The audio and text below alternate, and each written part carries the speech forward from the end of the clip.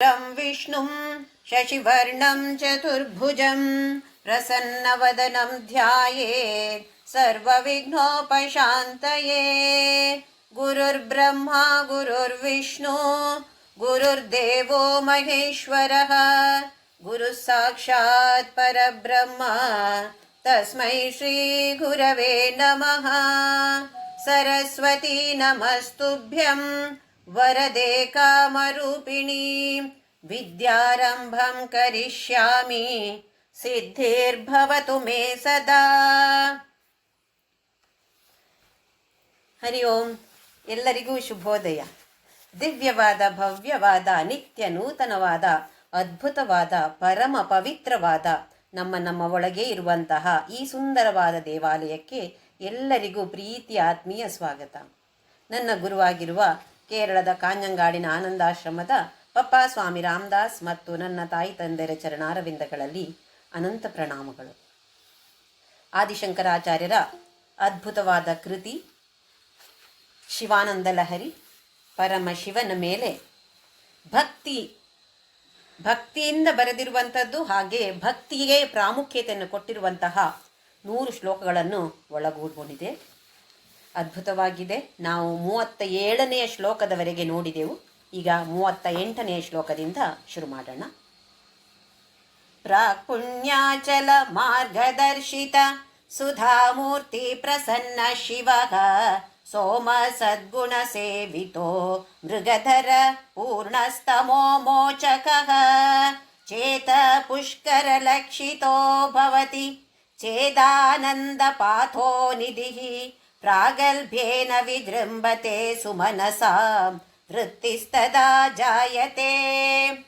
ಪ್ರಾಕ್ ಪುಣ್ಯಾಚಲ ಮಾರ್ಗದರ್ಶಿತ ಸುಧಾಮೂರ್ತಿ ಪ್ರಸನ್ನ ಶಿವಃ ಸೋಮ ಸದ್ಗುಣ ಸೇವಿತೋ ಮೃಗಧರ ಪೂರ್ಣಸ್ತಮೋ ಮೋಚಕಃ ಚೇತ ಪುಷ್ಕರ ಲಕ್ಷಿತೋ ಭವತಿ ಚೇತಾನಂದ ಪಾಥೋ ನಿಧಿಃ ಪ್ರಾಗಲ್ಭ್ಯೇನ ವಿಜೃಂಭತೆ ಸುಮನಸಾಂ ವೃತ್ತಿಸ್ತದಾ ಜಾಯತೆ.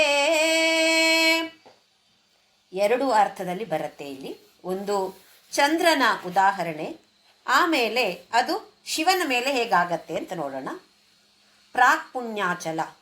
ಪ್ರಾಕ್ ಅಂತ ಹೇಳಿದರೆ 2 ಅರ್ಥ ಇದೆ. ಒಂದು ಭೂತಕಾಲದಲ್ಲಿ ನಡೆದಿರುವಂಥದ್ದು, ಹಾಗೆಯೇ ಇನ್ನೊಂದು ಪೂರ್ವ. ಈಗ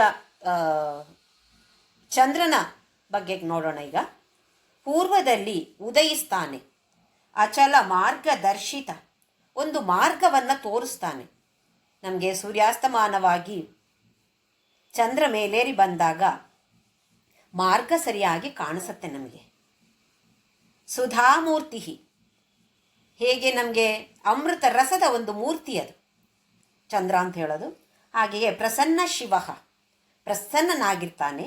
ಸೋಮಃ ಅಂದರೆ ಚಂದ್ರ, ಹಾಗೆ ಶಿವನೂ ಇದೆ. ಶಿವ ಅಂತ ಹೇಳಿದ್ರೆ ಆಮೇಲೆ ನೋಡೋಣ. ಸೋಮ ಇಲ್ಲಿ ಚಂದ್ರ. ಸದ್ಗುಣ ಸೇವಿತು, ಎಲ್ಲ ನಕ್ಷತ್ರಗಳಿಂದ ಸೇವಿಸಲ್ಪಡ್ತಿದ್ದಾನೆ. ಅಂದರೆ ಹಲವಾರು ನಕ್ಷತ್ರಗಳ ಮಧ್ಯದಲ್ಲಿ ಚಂದ್ರ ಇರುವಂಥವನು. ಮೃಗಧರಃ, ಚಂದ್ರನಲ್ಲಿ ಒಂದು ಪ್ರಾಣಿ ಹಾಗೆ ಕಾಣಿಸುತ್ತೆ ನೋಡಿ. ಕೆಲವರು ಅದನ್ನು ಮೊಲ ಅಂತ ಹೇಳ್ತಾರೆ, ಮೊಲದ ಹಾಗೆ ಕಾಣಿಸುತ್ತೆ ಹೇಳ್ತಾರೆ. ಇನ್ನು ಕೆಲವರು ಜಿಂಕೆ ಹಾಗೆ ಕಾಣಿಸ್ತಾರೆ ಅಂತ ಹೇಳ್ತಾರೆ. ಯಾವುದೋ ಒಂದು ಮೃಗವನ್ನ ಧರಿಸಿಕೊಂಡ ಹಾಗೆ ಕಾಣಿಸ್ತಾನೆ ಅವನು. ಹಾಗಾಗಿ ಚಂದ್ರನಿಗೂ ಮೃಗಧರ ಅಂತ ಹೆಸರಿದೆ, ಶಿವನಿಗೂ ಮೃಗಧರ ಅಂತ ಹೆಸರಿದೆ. ಪೂರ್ಣವಾಗಿರ್ತಾನೆ ಅವನು. ನಾವು ಪೂರ್ಣ ಚಂದ್ರ ಅಂತ ಹೇಳೋದಿಲ್ವೇ, ಹಾಗೆ ಪೂರ್ಣನಾಗಿರ್ತಾನೆ. ಪೂರ್ಣಃ ತಮೋಮೋಚಕಃ, ತಮಸ್ಸು ಅಂತ ಹೇಳಿದ್ರೆ ಕತ್ತಲನ್ನ ಓಡಿಸುವಂಥವನು. ಚಂದ್ರ ಮೇಲೇರಿ ಬಂದಾಗ ಆ ಕತ್ತಲು ಅಂತ ಹೇಳೋದು ಇರೋದಿಲ್ಲ, ಸ್ವಲ್ಪ ಬೆಳಕಿರುತ್ತೆ. ಸೂರ್ಯನಷ್ಟು ಬೆಳಕಿಲ್ಲದೆ ಇದ್ರೂ ಕೂಡ ಸ್ವಲ್ಪ ಬೆಳಕನ್ನು ಕೊಡ್ತಾನೆ ಅವನು. ಚೇತಃ ಪುಷ್ಕರ ಲಕ್ಷಿತೋ ಭವತಿ, ಮನಸ್ಸಿಗೆ ಎಷ್ಟೊಂದು ಆನಂದ. ನಮಗೆ ಪೂರ್ಣಿಮೆಯ ದಿನ ಚಂದ್ರನನ್ನು ಕಂಡಾಗ ಎಷ್ಟೊಂದು ಆನಂದ ಆಗತ್ತೆ. ಹಾಗೆ ಚೇತಾನಂದ ಪಾಥೋ ನಿಧಿಃ, ಆನಂದ ಪಾಥೋ ನಿಧಿಃ. ಇಲ್ಲಿ ಹಾಗೆ ಅಂತ ಹೇಳಿದರೆ ಒಂದು ಸಮುದ್ರದ ಹಾಗೆ ಆನಂದ, ಹಾಗೆಯೇ ಸಮುದ್ರ ಕೂಡ ಉಕ್ಕೇರ್ತದೆ ಅಂತ ಹೇಳ್ತಾರೆ ನೋಡಿ. ಪೂರ್ಣಿಮೆಯ ದಿನ ಚಂದ್ರ ಮೇಲೇರಿ ಬಂದಾಗ ಸಮುದ್ರ ಕೂಡ ಉಕ್ಕೇರಿ ಬರುತ್ತೆ ಅಂತ ಹೇಳ್ತಾರೆ. ಹಾಗೆ ಚೇತಾನಂದ ಪಾತೋ ನಿಧಿ ಪ್ರಾಗಲ್ಭ್ಯೇನ ವಿಜೃಂಭತೆ, ಬಹಳ ಶ್ರೇಷ್ಠವಾಗಿ ಕಾಣಿಸ್ತಾ ಇರ್ತಾನೆ, ವಿಜೃಂಭಮಾನನಾಗಿರ್ತಾನೆ. ಸುಮನಸಾಂ, ಒಳ್ಳೆಯ ಮನಸ್ಸಿನವರಿಗೆ. ವೃತ್ತಿಸ್ತದಾ ಜಾಯತೆ, ಇಲ್ಲಿ ವೃತ್ತಿ ಅಂತ ಹೇಳಿದ್ರೆ ಪೌಷ್ಟಿಕಾಂಶಗಳನ್ನು ಕೊಡ್ತಾನೆ. ನಮಗೆ ಗೊತ್ತಿರುವ ಹಾಗೆ ಈ ಗಿಡ ಮರಗಳಿಗೆ ಚಂದ್ರ ಪೌಷ್ಟಿಕಾಂಶವನ್ನು ಕೊಡ್ತಾನಂತೆ. ರಾತ್ರಿ ಏನು ನರಿಶ್ಮೆಂಟ್ ಅಂತ ನಾವು ಹೇಳ್ತೇವೆ, ಪೌಷ್ಟಿಕಾಂಶ, ಅದನ್ನು ಚಂದ್ರ ಗಿಡ ಮರಗಳಿಗೆ ಕೊಡ್ತಾನೆ ಅಂತ ಹೇಳ್ತಾರೆ. ಇದು ಚಂದ್ರನ ಬಗ್ಗೆ ಹೇಳಿದ ಹಾಗೆ. ಹಾಗೆಯೇ ಶಿವನನ್ನು ಹೇಳಬೇಕು ಅಂತಾದರೆ ಪ್ರಾಕ್ ಪುಣ್ಯಾಚಲ ಮಾರ್ಗದರ್ಶಿತ. ಪ್ರಾಕ್, ನಾವು ಹಿಂದೆ ಮಾಡಿದಂತಹ ಪುಣ್ಯ, ಅಚಲವಾದ ಪುಣ್ಯ, ದೊಡ್ಡ ಪರ್ವತದ ಆಗಿರುವಂತಹ ಪುಣ್ಯವನ್ನು ನಾವು ಮಾಡಿದ್ರೆ ಮಾರ್ಗದರ್ಶಿತ, ನಮಗೆ ಮಾರ್ಗದರ್ಶನ ಮಾಡ್ತಾ ಇರ್ತಾನೆ ಆ ಪರಮಶಿವ. ಸುಧಾಮೂರ್ತಿ, ಅಮೃತದಂತಹ ಮೂರ್ತಿ. ಪ್ರಸನ್ನ ಶಿವ, ಪ್ರಸನ್ನನಾಗಿರುವಂತಹ ಶಿವ. ಸ ಉಮ, ಸೋಮ ಅಂತೇಳಿದ್ರೆ ಸ ಉಮ, ಉಮನ ಜೊತೆಯಾಗಿ. ಹಾಗೆಯೇ ಸದ್ಗುಣ ಸೇವಿತೋ, ಇಲ್ಲಿ ಗುಣ ಅಂತೇಳಿದ್ರೆ ಅವನ ಪ್ರಮಥ ಗಣಗಳು. ಭಾರ್ಯೆಯಾದ ಉಮನೂ ಇರ್ತಾಳೆ, ಹಾಗೆಯೇ ಪ್ರಮಥ ಗಣಗಳಿಂದ ಸೇವಿಸಲ್ಪಡ್ತಾನೆ ಅವನು. ಮೃಗಧರಹ, ಅವನು ಕೈಯಲ್ಲಿ ಒಂದು ಜಿಂಕೆಯನ್ನು ಹಿಡ್ಕೊಂಡಿರ್ತಾನೆ, ಅಂದರೆ ಒಂದು ಪಶು, ಒಂದು ಪ್ರಾಣಿಯನ್ನು ಅವನು ಕೈಯಲ್ಲಿ ಹಿಡ್ಕೊಂಡಿರ್ತಾನೆ ಅಂತ ಅರ್ಥ. ಪೂರ್ಣಃ, ಪೂರ್ಣಮದ ಪೂರ್ಣಮಿದಂ ಪೂರ್ಣಾತ್ ಪೂರ್ಣಮುದಚ್ಯತೆ ಪೂರ್ಣಸ್ಯ ಪೂರ್ಣಮಾದಾಯ ಪೂರ್ಣಮೇವಾವಶಿಷ್ಯತೆ ಅಂತ ಹೇಳಿ ಬೃಹದಾರಣ್ಯಕ ಉಪನಿಷತ್ತಿನಲ್ಲಿ ಬರುವಂತಹ ಒಂದು ಶ್ಲೋಕ. ಎಲ್ಲವೂ ಪೂರ್ಣವೇ. ಪೂರ್ಣದಿಂದ ಇನ್ಫಿನಿಟಿ ಅಂತ ನಾವು ಹೇಳ್ತೇವೆ ನೋಡಿ, ಅದೇ ಪೂರ್ಣದಿಂದ ಏನು ತೆಗೆದ್ರೂ ಅದು ಪೂರ್ಣವೇ, ಪೂರ್ಣಕ್ಕೆ ಏನು ಸೇರಿಸಿದ್ರೂ ಅದು ಪೂರ್ಣವೇ. ಅಂಥವನು ಪರಮಶಿವ ಪೂರ್ಣ.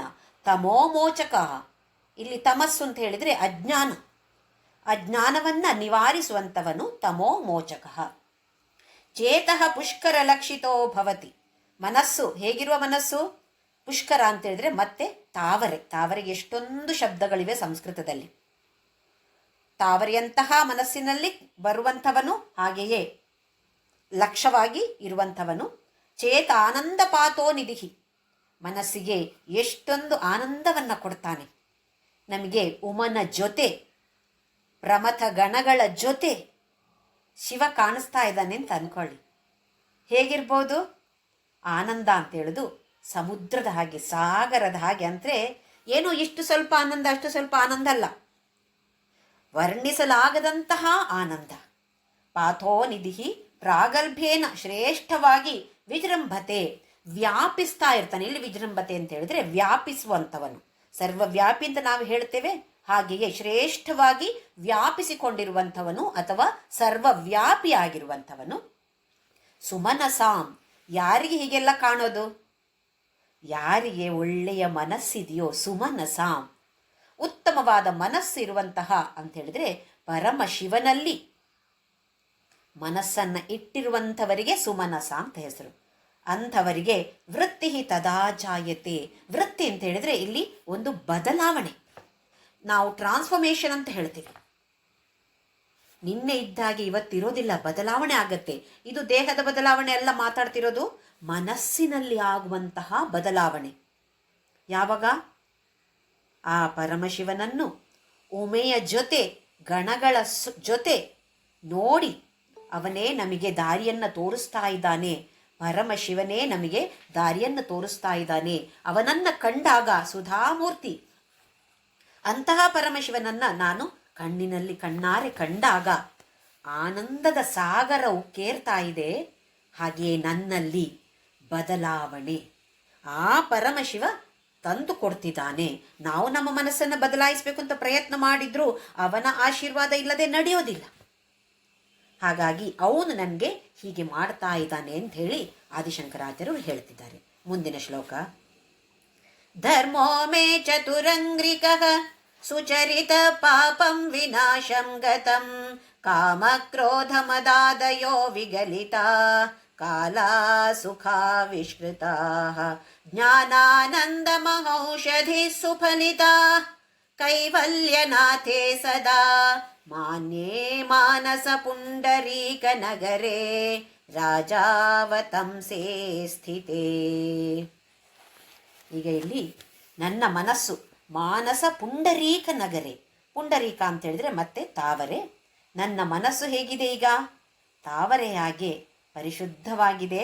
ಅಂತಹ ನಗರ ಮನಸ್ಸಿನ, ತಾವರೆಯಂತಹ ಮನಸ್ಸಿನ ನಗರದಲ್ಲಿ ರಾಜಾವತಂಸೆ ಸ್ಥಿತೆ, ನೀನು ಚಕ್ರವರ್ತಿಯಾಗಿ ಕೂತಿದ್ಯಾ ಶಿವ.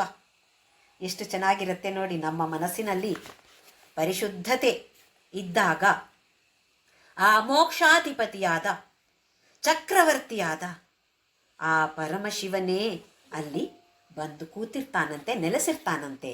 ಸ್ಥಿತೇ, ನೀನು ಅಲ್ಲಿ ಕೂತಿದ್ದಾಗ ಏನಾಗತ್ತೆ ಅಂತ ಹೇಳ್ತಿದ್ದಾರೆ. ಮನಸ್ಸನ್ನು ನಾವು ಪರಿಶುದ್ಧವಾಗಿಟ್ಟುಕೊಂಡು ಉತ್ತಮವಾದ ಯೋಚನೆಗಳನ್ನು ಬೆಳೆಸಿಕೊಂಡ್ರೆ, ವೃದ್ಧಿ ಮಾಡಿಕೊಂಡಾಗ ಮೋಕ್ಷಾಧಿಪತಿಯಾದ ಚಕ್ರವರ್ತಿಯಾದ ಆ ಪರಮಶಿವ,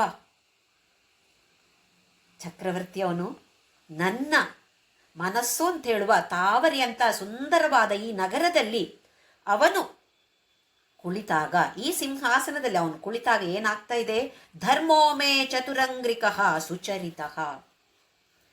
ಅಂಗ್ರಿಕ ಅಂತ ಹೇಳಿದ್ರೆ ಕಾಲುಗಳು, ಚತುರಂಗ್ರಿಕ ಅಂತ ಹೇಳಿದ್ರೆ 4 ಕಾಲುಗಳು. ಧರ್ಮಕ್ಕೆ 4 ಕಾಲುಗಳು ಅಂತ ಹೇಳ್ತೀವಿ. ತಪ, ಶೌಚ, ದಯ, ಸತ್ಯ. ಇದು 4 ಸೇರಿಸಿ ಧರ್ಮ ಅಂತ ಹೇಳೋದು. 4 ಕಾಲುಗಳು. ತಪಸ್, ನಾನಾ ಥರದ ವ್ರತಗಳು ಯಾವುದೇ ಇರ್ಬೋದು. ಮೌನ ವ್ರತ ಇರ್ಬೋದು, ಅಥವಾ ನಾನು ಈ ರಾತ್ರಿ ಊಟ ಮಾಡೋದಿಲ್ಲ, ಹಾಲು ಮಾತ್ರ ತಗೊಳ್ತೇನೆ, ಅಥವಾ ಯಾವ ಥರದ ವ್ರತವೇ ಇರ್ಬೋದು. ಇಷ್ಟು ಸಲ ನಾಮಜಪ ಮಾಡ್ತೇನೆ ಅಂತ ಹೇಳುವ ಯಾವುದಾದ್ರೂ ವ್ರತಗಳು, ಇದು ತಪಸ್ಸು. ಅಧ್ಯಾತ್ಮ ಪದದಲ್ಲಿ ನಾವು ಮುಂದಕ್ಕೆ ಸಾಗಬೇಕು ಅಂತಾದರೆ ನಮಗೆ ಯಾವುದೋ ಒಂದು ಥರದ ವ್ರತವನ್ನು ನಾವು ಹಿಡಿದುಕೊಳ್ಳೇಬೇಕು. ಇಷ್ಟು ಹೊತ್ತಿಗೆ ಹೇಳ್ತೇನೆ, ಇಷ್ಟು ಪೂಜೆ ಮಾಡ್ತೇನೆ, ಅಥವಾ ಏನಾದರೂ ಈ ಥರದ್ದು ಬೇಕೇ ಬೇಕಾಗಿದೆ ನಮಗೆ, ಇದು ತಪಸ್ಸು. ಆಮೇಲೆ ಶೌಚ. ಶೌಚ ಅಂತ ಹೇಳಿದ್ರೆ ಪರಿಶುದ್ಧತೆ. ಹೊರಗಿನ ಪರಿಶುದ್ಧತೆಯೂ ಬೇಕು, ಅದಕ್ಕಿಂತ ಹೆಚ್ಚಾಗಿ ಮನಸ್ಸಿನಲ್ಲಿ ಪರಿಶುದ್ಧವಾದ ಭಾವನೆಗಳನ್ನು ಬೆಳೆಸಿಕೊಳ್ಬೇಕು. ಶೌಚ. ಆಮೇಲೆ ದಯ, ಎಲ್ಲರ ಮೇಲೆ ಕರುಣೆ ಬೇಕೇ ಬೇಕು. ನಮಗೆ ಹೇಗಿದೆ? ನಮ್ಮ ಕುಟುಂಬಸ್ಥರ ಮೇಲೆ ಮಾತ್ರ ನಮಗೆ ಯಾವುದೋ ಒಂದು ಥರದ ಕರುಣೆ ಇರುವಂಥದ್ದು, ಬೇರೆಯವರ ಮೇಲೆ ಇರೋದಿಲ್ಲ. ಹಾಗಾಗದೆ ಎಲ್ಲರ ಮೇಲೆಯೂ ಕರುಣೆ ಇರಲೇಬೇಕು, ಇದು ದಯ. ಆಮೇಲೆ ಸತ್ಯ, ಸತ್ಯವನ್ನೇ ಆಡುವಂಥದ್ದು. ಏನು ನಾನು ಸತ್ಯವನ್ನೇ ಆಡ್ತೇನೆ ಅಂತೇಳಿ ಸುಳ್ಳು ಹೇಳೋದಲ್ಲ, ಸತ್ಯವನ್ನು ತಪ್ಪದೇ ಆಚರಿಸಲೇಬೇಕು. ಹಾಗಿದ್ದಾಗ ಧರ್ಮೋಮೇ ಚತುರಂಗ್ರಿಕ ಸುಚರಿತ, 4 ಕಾಲುಗಳ ಮೇಲೆ ಇರುವಂತಹ ಈ ಧರ್ಮವನ್ನು ನಾನು ಆಚರಿಸ್ತಾ ಇದ್ದೇನೆ, ಸುಚರಿಸ್ತಾ ಇದ್ದೇನೆ. ಆಮೇಲೆ ಪಾಪಂ ವಿನಾಶಂ ಗತಂ, ಪಾಪ ಎಲ್ಲ ನಾಶವಾಗಿ ಹೋಯಿತು ಶಿವ. ಯಾವಾಗ? ನೀನು ಚಕ್ರವರ್ತಿಯಾಗಿ ನನ್ನ ಹೃದಯ ಸಿಂಹಾಸನದಲ್ಲಿ ಕೂತಾಗ ನಾನು ಧರ್ಮದ ಆಚರಣೆಯನ್ನು ಚೆನ್ನಾಗಿ ಸುಚರಿತವಾಗಿ ಮಾಡ್ತಾ ಇದ್ದೇನೆ. ಅದು ಅಲ್ಲದೆ ಪಾಪಗಳೆಲ್ಲ ನಾಶವಾಗಿ ಹೋಯಿತು. ಕಾಮ ಕ್ರೋಧ ಮದಾದಯೋ ವಿಗಲಿತಾ, ಕಾಮ ಕ್ರೋಧ ಮದ ಮಾತ್ಸರ್ಯ ಮೋಹ ಅಂತೇಳುವ 6 ಷಡ್ವೈರಿಗಳು ಅಂತ ಹೇಳ್ತೀವಿ. ಇದೆಲ್ಲವೂ ಕೂಡ ಕಾಮಕ್ರೋಧ ಆದಿ ಅಂತ ಹಾಕಿದಾರಲ್ಲಿ, ಅಂದರೆ ಇತ್ಯಾದಿ. ಇವೆಲ್ಲ ವಿಗಲಿತ, ನನ್ನನ್ನು ಬಿಟ್ಟು ಹೋಯಿತು. ಇದೆಲ್ಲ ಬಿಟ್ಟು ಹೋದರೆ ಎಷ್ಟು ಒಳ್ಳೆಯದು ನೋಡಿ. ಈ ಷಡ್ವೈರಿಗಳು ನಮ್ಮಲ್ಲಿ ಇರಬಾರ್ದು. ಮನಸ್ಸು ಶುದ್ಧ ಆಗಬೇಕು ಅಂತಾದರೆ ಈ ಷಡ್ವೈರಿಗಳನ್ನೆಲ್ಲ ನಾವು ಓಡಿಸಬೇಕು.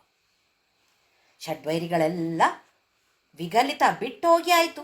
ನನಗೆ ಕಾಮವೂ ಇಲ್ಲ, ಕ್ರೋಧವೂ ಇಲ್ಲ, ಇದು ಯಾವುದೂ ಇಲ್ಲ. ಈಗ ಕಾಮ ಇದೆ, ಆಸೆ ಇದೆ. ಯಾವುದರಲ್ಲಿ? ಶಿವಾನಂದ ಲಹರಿ ಕಲಿತುಕೊಳ್ಬೇಕು, ಅಥವಾ ಭಗವದ್ಗೀತೆಯನ್ನು ನಾನು ನನ್ನ ಜೀವನದಲ್ಲಿ ಅಳವಡಿಸಿಕೊಳ್ಬೇಕು, ಅಧ್ಯಾತ್ಮ ಪದದಲ್ಲಿ ಮುಂದಕ್ಕೆ ಸಾಗಬೇಕು ಅಂತ ಹೇಳುವ ಅಂತಹ ಆಸೆ. ಲೌಕಿಕ ಆಸೆಗಳು ಯಾವುದೂ ಇಲ್ಲ. ಕಾಲ ಸುಖಾವಿಷ್ಕೃತ, ಕಾಲ ಸಮಯ ಎಲ್ಲ ಎಷ್ಟು ಚೆನ್ನಾಗಿದೆ. ನಾವು ಈ ವಾತಾವರಣ ಅಂತ ಹೇಳ್ತೀವಿ ನೋಡಿ, ಅಥವಾ ಈ ಬೇಸಿಗೆ ಕಾಲ, ಆ ಕಾಲವೂ ಇರ್ಬೋದು, ಅದು ಕೂಡ ಎಷ್ಟು ಸುಖವಾಗಿದೆ, ಚೆನ್ನಾಗಿದೆ. ಜ್ಞಾನಾನಂದ ಮಹೌಷಧಿ ಸುಫಲಿತ. ಇಲ್ಲಿ ಔಷಧಿ ಅಂತ ಹೇಳಿದರೆ ಗಿಡ, ಔಷಧಿ ಅಂತ ಇರೋದು, ಅದರಿಂದ ಔಷಧಿ ಅಂತ ಬಂದಿರೋದು ನಮಗೆ. ಯಾವ ಗಿಡ ಇದು? ಜ್ಞಾನ ಅಂತ ಹೇಳುವ ಗಿಡ. ಜ್ಞಾನಾನಂದ ಗಿಡವು ಸುಫಲಿತ ಫಲವನ್ನು ಕೊಡ್ತಾ ಇದೆ. ಎಷ್ಟು ಅದ್ಭುತವಾಗಿ ಹೇಳ್ತಿದ್ದಾರೆ ಆದಿಶಂಕರಾಚಾರ್ಯರು. ಬೇರೆ ಯಾವುದೋ ಹಣ್ಣು ಹೂಗಳಲ್ಲ ಇಲ್ಲಿ ಸಿಗುವಂಥದ್ದು. ಇಲ್ಲಿ ಸಿಗುವಂಥದ್ದು ಜ್ಞಾನದ ಹಣ್ಣು. ಜ್ಞಾನ ಅಂತ ಹೇಳುವ ಗಿಡ ಸುಫಲಿತ ಫಲವನ್ನು ನನಗೆ ಕೊಡ್ತಾ ಇದೆ ಶಿವ. ಕೈವಲ್ಯನಾಥೇ, ನೀನು ಮೋಕ್ಷಾಧಿಪತಿ, ನೀನು ಕೈವಲ್ಯಕ್ಕೆ ನಾಥ ನೀನೇ. ನೀನು ನನ್ನ ಹೃದಯ ಕಮಲದಲ್ಲಿ ನೆಲೆಸಿದಾಗ, ಚಕ್ರವರ್ತಿಯಾಗಿ ಆಡಳಿತ ಮಾಡಿದಾಗ ಏನಾಗತ್ತೆ? ಇದೆಲ್ಲ ನಡೆಯುತ್ತೆ. ಧರ್ಮವನ್ನು ಆಚರಿಸ್ತೇವೆ, ಪಾಪಗಳೆಲ್ಲ ನಮ್ಮನ್ನು ಬಿಟ್ಟು ಹೋಗುತ್ತೆ. ಕಾಮ ಕ್ರೋಧ ಇತ್ಯಾದಿ ಎಲ್ಲ ಷಡ್ವೈರಿಗಳು ಕೂಡ ಬಿಟ್ಟು ಹೋಗುತ್ತೆ. ಹಾಗೆಯೇ ಎಲ್ಲ ವಾತಾವರಣ ಚೆನ್ನಾಗಾಗತ್ತೆ.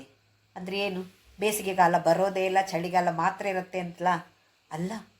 ಯಾವ ಕಾಲವೇ ಇರಲಿ, ಬೇಸಿಗೆ ಇರಲಿ, ಚಳಿ ಇರಲಿ, ಅದರ ಬಗ್ಗೆ ಹೆಚ್ಚು ಹಚ್ಚಿಕೊಳ್ಳದೆ ಯಾವತ್ತೂ ಸಂತೋಷದಲ್ಲಿ ಇರುವಂಥದ್ದು. ಅದು ಅಲ್ಲದೆ ಜ್ಞಾನ ಅಂತ ಹೇಳುವ ಗಿಡ ದೊಡ್ಡ ಮರವಾಗಿ ಆ ಫಲವನ್ನು ನನಗೆ ಕೊಡ್ತಾ ಇದೆ. ಇಷ್ಟು ಅದ್ಭುತವಾಗಿ ಆದಿಶಂಕರಾಚಾರ್ಯರು ಹೇಳುತ್ತಿದ್ದಾರೆ. ಇದನ್ನು ಉಲ್ಟಾ ಮಾಡಿ ಹೇಳಬೇಕು ಅಂತಾದರೆ, ನಾವು ಇದನ್ನೆಲ್ಲ ಪರಿಪಾಲಿಸಿದಾಗ ಮೋಕ್ಷಾಧಿಪತಿಯಾದ ಚಕ್ರವರ್ತಿಯಾದ ಪರಮಶಿವ ನಮ್ಮ ಹೃದಯ ಕಮಲದಲ್ಲಿ ರಾಜ್ಯವನ್ನು ಆಳ್ತಾನೆ. ಇದು ಇದರ ಅರ್ಥ. ಮುಂದಿನ ಶ್ಲೋಕ ನಂಬರ್ 40. ಧೀಯಂತ್ರೇಣ ವಚೋ ಘಟೇನ ಕವಿತಾ ಕುಲ್ಯೋಪಕುಲ್ಯಾಕ್ರಮೈಃ ಆನೀತೈಶ್ಚ ಸದಾಶಿವಸ್ಯ ಚರಿತಾಂ ಭೋರಾಶಿ ದಿವ್ಯಾಮೃತೈಃ ಹೃತ್ಕೇದಾರಯುತಾಶ್ಚ ಭಕ್ತಿಕಲಮಾಃ ಸಾಫಲ್ಯಮಾತನ್ವತೆ ದುರ್ಭಿಕ್ಷಾನ್ ಮಮ ಸೇವಕಸ್ಯ ಭಗವನ್ ವಿಶ್ವೇಶ ಭೀತಿ ಕುತಃ. ಧೀಯಂತ್ರೇಣ ವಚೋ ಘಟೇನ ಕವಿತಾ ಕುಲ್ಯೋಪಕುಲ್ಯಾಕ್ರಮೈಃ ಆನೀತೈಶ್ಚ ಸದಾಶಿವಸ್ಯ ಚರಿತಾಂ ಭೋರಾಶಿ ದಿವ್ಯಾಮೃತೈಃ ಹೃತ್ಕೇದಾರಯುತಾಶ್ಚ ಭಕ್ತಿಕಲಮಾಃ ಸಾಫಲ್ಯಮಾತನ್ವತೆ ದುರ್ಭಿಕ್ಷಾನ್ ಮಮ ಸೇವಕಸ್ಯ ಭಗವನ್ ವಿಶ್ವೇಶ ಭೀತಿ ಕುತಃ.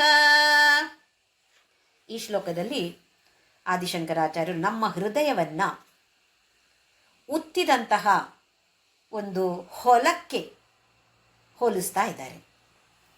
ನಾವು ಉಳ್ತೇವೆ, ಹೊಲವನ್ನು ಉತ್ತು ಆಮೇಲೆ ಬೀಜವನ್ನು ಬಿತ್ತುವಂಥದ್ದು. ಅಂದರೆ ಎಲ್ಲ ಸಿದ್ಧ ಮಾಡಿ ಆಮೇಲೆ ಬೀಜವನ್ನು ಬಿತ್ತಿದಾಗ ನಮಗೆ ಬೆಳೆ ಚೆನ್ನಾಗಿ ಬರುತ್ತೆ. ಅದನ್ನು ಇಲ್ಲಿ ಹೇಗೆ ಹೇಳ್ತಾರೆ ನೋಡೋಣ. ಧೀಯಂತ್ರೇಣ, ಇಲ್ಲೊಂದು ಯಂತ್ರ. ಆದಿಶಂಕರಾಚಾರ್ಯರು 8ನೇ ಶತಮಾನದಲ್ಲಿದ್ದರು. ಅವಾಗ ಬರೆದಿರುವಂಥದ್ದಿದು. ಯಂತ್ರ ಇತ್ತಂತೆ ನೋಡಿ ಅವಾಗ. ಇಲ್ಲಿ ಯಾವ ಥರದ ಯಂತ್ರ? ಧೀ ಅಂತ ಹೇಳುವ ಯಂತ್ರ, ಬುದ್ಧಿ ಅಂತ ಹೇಳುವ ಯಂತ್ರ. ಯಂತ್ರ ಯಾಕೆ ಬೇಕು ನಮಗೆ ಅಂತೇಳಿದರೆ, ನೀರನ್ನು ಬೇರೆ ಕಡೆಯಿಂದ ನೋಡಿ ಪಂಪ್ ಮಾಡಿ ನಾವು ತೆಗೆದುಕೊಂಡು ಬರೋದಿಲ್ಲ, ಪೈಪಿನಲ್ಲಿ ಎಲ್ಲ ಕಡೆ ಹಾಕೋದಿಲ್ವೇ? ನೀರಾವರಿ ಯೋಜನೆ, ಅದನ್ನೇ ಇಲ್ಲಿ ಹೇಳ್ತಿರೋದು. ಧೀ ಅಂತ ಹೇಳುವ ಯಂತ್ರ. ಧೀ ಯಂತ್ರೇಣ ವಚೋ ಘಟೇನ. ಘಟ ಅಂತ ಹೇಳಿದರೆ ಮಡಿಕೆ. ಯಾವ ಥರದ ಮಡಿಕೆ? ವಚೋ ಘಟೇನ, ಮಾತುಗಳು. ಇಲ್ಲಿ ಮಾತುಗಳು ಅಂತ ಹೇಳಿದರೆ ಸುಮ್ಮನೆ ಮಾತಲ್ಲ, ವೇದ. ವೇದದಲ್ಲಿರುವಂತಹ ಸ್ತೋತ್ರ ಪಠಣ. ಒಂದು ಮಡಿಕೆಯನ್ನು ಆ ಸ್ತೋತ್ರ ಪಠಣೆಗೆ ಹೋಲಿಸಿರ್ತಾರೆ. ಅಂದರೆ ನಾವು ಮಡಿಕೆಯಲ್ಲಿ ನೀರನ್ನು ತುಂಬಿ ತಗೊಂಡು ಬರ್ತೇವೆ. ಈಗ ಎಲ್ಲ ಕಡೆ ಪೈಪ್ ಹೋಗೋದಿಲ್ಲ ಅಂತಾದರೆ ಕೆಲವೊಂದು ಮೂಲೆ ಇದೆ ಅಂದ್ಕೊಳ್ಳೋಣ, ಅಲ್ಲಿವರೆಗೆ ಪೈಪಿನಲ್ಲಿ ನೀರು ಹೋಗ್ತಾ ಇಲ್ಲ. ಅದಕ್ಕೇನು ಮಾಡ್ತೇವೆ? ಮಡಿಕೆಯಲ್ಲಿ ತಕ್ಕೊಂಡು ಹೋಗಿ ಅಲ್ಲಿ ಇಲ್ಲಿ ಸುರಿತೇವೆ. ಯಾವುದಾದ್ರೂ ಗಿಡ ಬಾಕಿಯಾಗಿದೆಯೋ ಅಥವಾ ಈ ಕ್ಷೇತ್ರದಲ್ಲಿ ಹೊಲದಲ್ಲಿ ಯಾವುದೋ ಒಂದು ಮೂಲೆಗೆ ನೀರು ಹೋಗ್ತಾ ಇಲ್ಲ ಅಂತಾದರೆ ಈ ಥರ ಮಾಡ್ತೇವೆ. ವಚೋಘಟೇನ ಕವಿತಾ ಕುಲ್ಯೋಪಕುಲ್ಯಾಕ್ರಮೈಃ.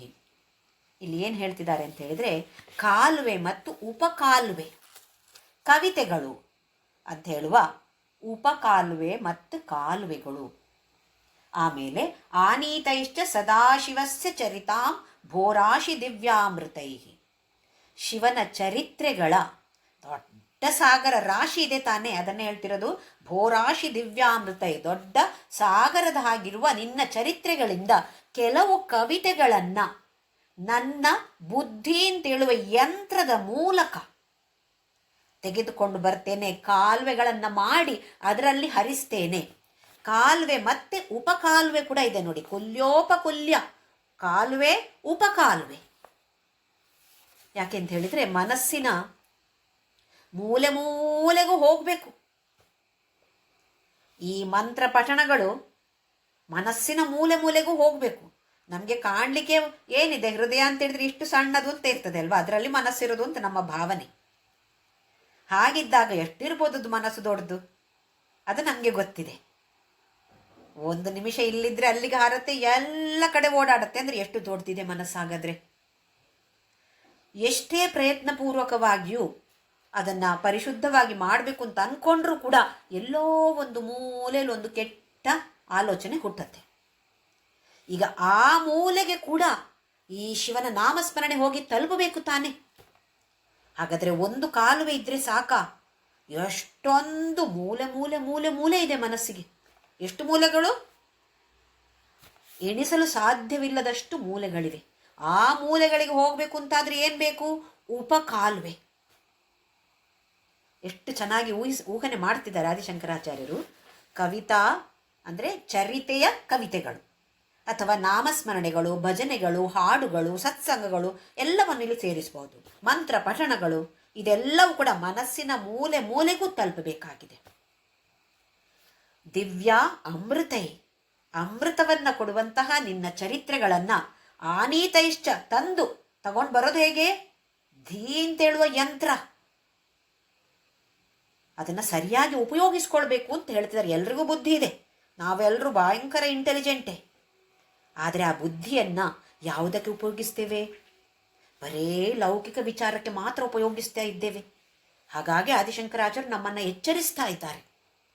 ಈ ಥರದ ಒಂದು ಬುದ್ಧಿ ಅಂತೇಳುವ ಯಂತ್ರದಿಂದ, ಈ ಪರಮಶಿವನ ಸಾಗರದಿಂದ, ಪರಮಶಿವನ ಕಥೆ ಅಂತೇಳುವ ಸಾಗರದಿಂದ ನೀರನ್ನು ತೆಗೆದುಕೊಂಡು ಬಂದು ಕಾಲುವೆ ಉಪಕಾಲುವೆ ಮಾಡಿ ಮನಸ್ಸಿಗಿಡೀ ಹರಿಸಿ ಹೃತ್ಕೇದಾರ ಯುತಾಶ್ಚ ಭಕ್ತಿ ಕಲಮ. ಕೇದಾರ, ಕೇದಾರ ಅಂತೇಳಿದ್ರೆ ಏನು? ಹೊಲ, ಕ್ಷೇತ್ರ. ಇದಕ್ಕೆ ಕೇದಾರ ಅಂತ ಹೆಸರು.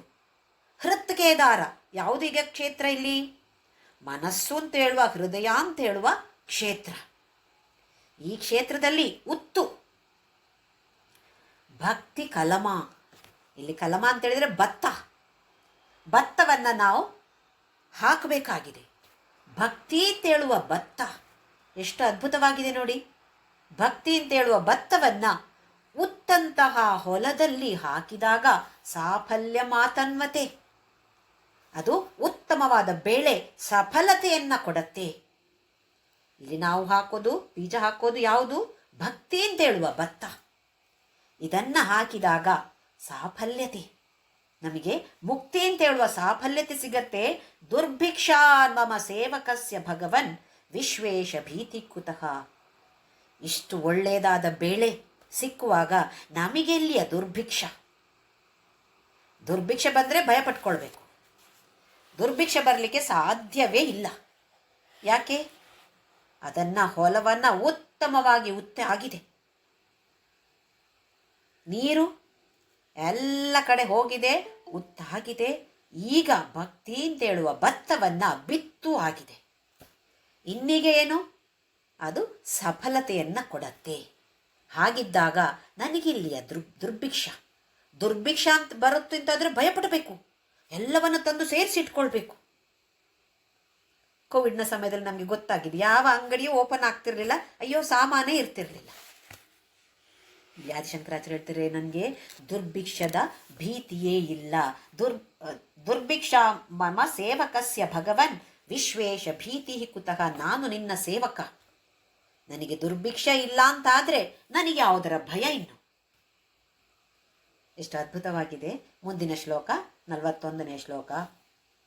ಪಾಪೋತ್ಪಾತ ವಿಮೋಚನಾಯ ರುಚಿರೈ ಐಶ್ವರ್ಯಾಯ ಮೃತ್ಯುಂಜಯ ಸ್ತೋತ್ರ ಧ್ಯಾನ ನತಿ ಪ್ರದಕ್ಷಿಣ ಸಪರ್ಯಾ ಲೋಕನಾಕರ್ಣನೆ ಜಿಹ್ವಾ ಚಿತ್ತ ಶಿರೋಂಘ್ರಿಹಸ್ತನಯನ ಶ್ರೋತ್ರೈರಗಂ ಪ್ರಾರ್ಥಿತೋ ಮಾಮಾಜ್ಞಾಪಯ ತನ್ನಿರೂಪಯ ಮುಹುಃ ಮಾಮೇವ ಚ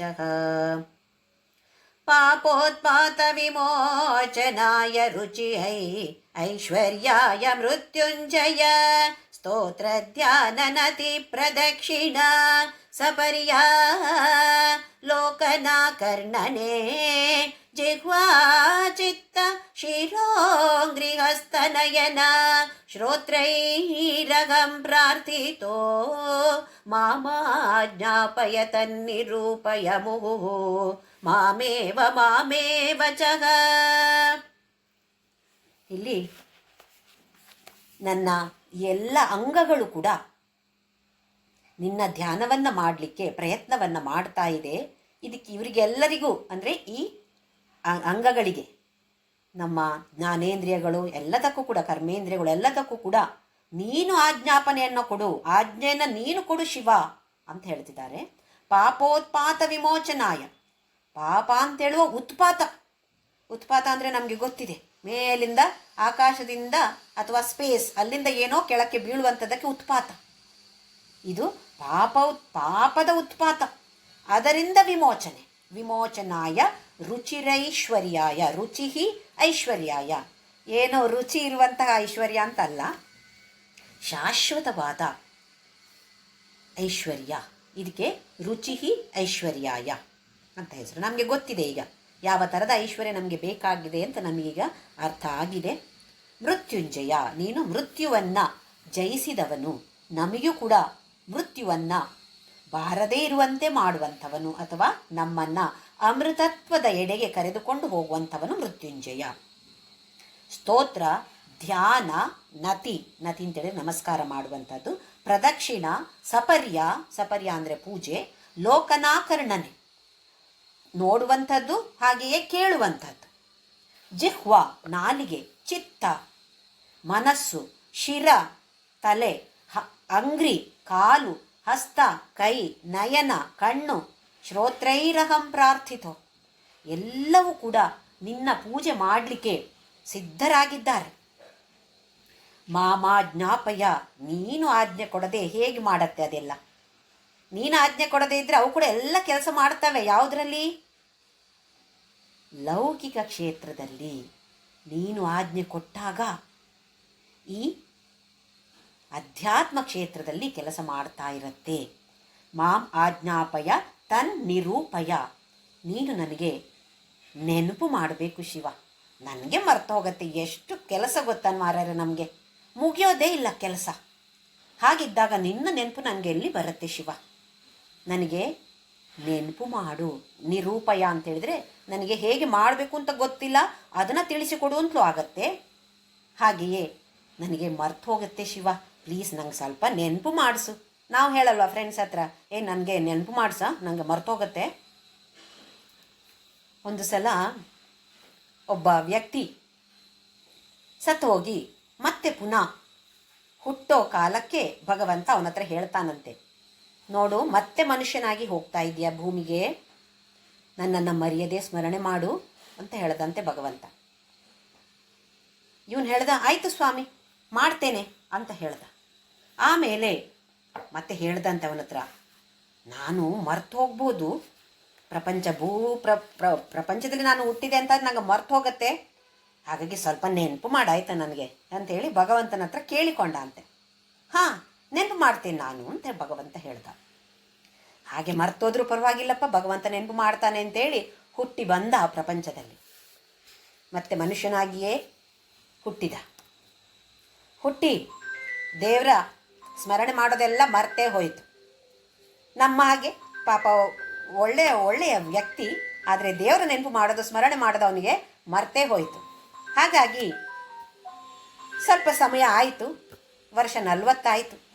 40 ಆದಾಗ ನಮಗೆ ಗೊತ್ತಿದೆ ಏನಾಗತ್ತೆ, ಚಾಲೀಸ ಅಂತ ಹೇಳ್ತೀವಿ. ಕಣ್ಣು ಸ್ವಲ್ಪ ಮಂದ ಆದಾಗ ಏನು ಮಾಡ್ದ, ಐ ಸ್ಪೆಷಲಿಸ್ಟ್ ಹತ್ರ ಹೋಗಿ ಕನ್ನಡಕ ತೆಗೆದುಕೊಂಡು ಬಂದ. ಕನ್ನಡಕ ಹಾಕಿ ಮತ್ತೆ ಚೆನ್ನಾಗಿ ಕಾಣಿಸೋಕ್ಕೆ ಶುರುವಾಯಿತು. ತನ್ನ ಕೆಲಸವನ್ನು ಮಾಡೋಕ್ಕೆ ಶುರು ಮಾಡ್ದ. ಹೀಗಿದ್ದಾಗ ಇನ್ನು ಸ್ವಲ್ಪ ಸಮಯ ಕಳೆದು ಹೋಯಿತು. 50-55 ವರ್ಷ ಆಗುವಾಗ ಕೂದಲೆಲ್ಲ ಸ್ವಲ್ಪ ಬೆಳ್ಳಗಾಗಲಿಕ್ಕೆ ಶುರುವಾಯಿತು. ಕೂದಲಿಗೆ ಬಣ್ಣ ಹಚ್ಚಿಕೊಂಡು ತಿರುಗ್ತಾ ಇದ್ದ ನಮ್ಮ ಹಾಗೆ. ಆಮೇಲೆ ಇನ್ನು ಸ್ವಲ್ಪ ವರ್ಷಗಳಾದಾಗ ಕಿವಿ ಕೇಳಿಸೋದು ಕಡಿಮೆ ಆಯಿತು. ಈ ಕೇಳಿಸೋದು ಮಂದಾದಾಗ ಮತ್ತೆ ENT ಸ್ಪೆಷಲಿಸ್ಟ್ ಹತ್ರ ಹೋಗಿ ಒಂದು ಇಯರ್ ಸಿಗತ್ತಲ್ಲ ನಮಗೆ, ಅದನ್ನ ಹಾಕ್ಕೊಂಡು ಬಂದ. ಈಗ ಚೆನ್ನಾಗಿ ಕೇಳಿಸ್ತಾ ಇತ್ತು, ಖುಷಿಪಟ್ಟ. ಆಮೇಲೆ ಕಾಲುಗಳಲ್ಲೂ ತೊಂದರೆ ಶುರುವಾಯಿತು, ನಡೆಯೋಕ್ಕಾಗ್ತಿರ್ಲಿಲ್ಲ. ಈಗೇನು ಮಾಡೋದು? ಮಕ್ಕಳ ಹತ್ರ ಹೇಳಿ ಒಂದು ವೀಲ್ ಚೇರ್ ತರಿಸಿ ಆಯಿತು. ವೀಲ್ ಚೇರಲ್ಲಿ ಮಾಲಿಗೆ ಕೂಡ ಹೋಗಕ್ಕೆ ಶುರು ಮಾಡ್ದ. ಮಕ್ಕಳೆಲ್ಲ ಹೋದಾಗ, ಮಕ್ಕಳು ಮೊಮ್ಮಕ್ಕಳು ಹೋದಾಗ ಅವ್ರ ಜೊತೆ ವೀಲ್ ಚೇರಲ್ಲಿ ಕೂತ್ಕೊಂಡು ಮಾಲಿಗೆ ಹೋಗಕ್ಕೆ ಶುರು ಮಾಡ್ದ. 75-80 ವರ್ಷ ಆದಾಗ ಕೊನೆಗಾಲ ಬಂತು. ಮೃತ್ಯು ಅಪ್ಪಿ ಹಿಡೀತು. ವಾಪಸ್ ಹೋಗಿ ಆಯಿತು. ಅಲ್ಲಿ ಒಂದು ಕ್ಷಣಕ್ಕೆ ಭಗವಂತ ಕಾಣಿಸ್ದಂತೆ. ತುಂಬ ಪುಣ್ಯ ಕಾರ್ಯವನ್ನು ಮಾಡಿದ್ದಾನೆ. ಒಂದು ಕ್ಷಣಕ್ಕೆ ಭಗವಂತನ ದರ್ಶನ ಆಯಿತು. ಪುಣ್ಯ ಕಾರ್ಯ ಮಾಡಿದ ಕಾರಣ ಒಂದು ಸ್ವಲ್ಪ ಹೊತ್ತಿಗೆ ಭಗವಂತನ ದರ್ಶನ ಸಿಕ್ತು. ಅವಾಗ ಭಗವಂತ ನಕ್ಕು ಕೇಳ್ದ ಅಂತೆ, ನನ್ನ ಸ್ಮರಣೆ ಮಾಡಿದ್ದೆ ಮರೆಯ ನೀನು ಅಂತ ಕೇಳಿದಾಗ ಇವನು ಹೇಳ್ದ, ಅಯ್ಯೋ ನಂಗೆ ಮರ್ತೇ ಹೋಯಿತು, ನಿನ್ನ ನೆನಪೇ ಆಗಿಲ್ಲ.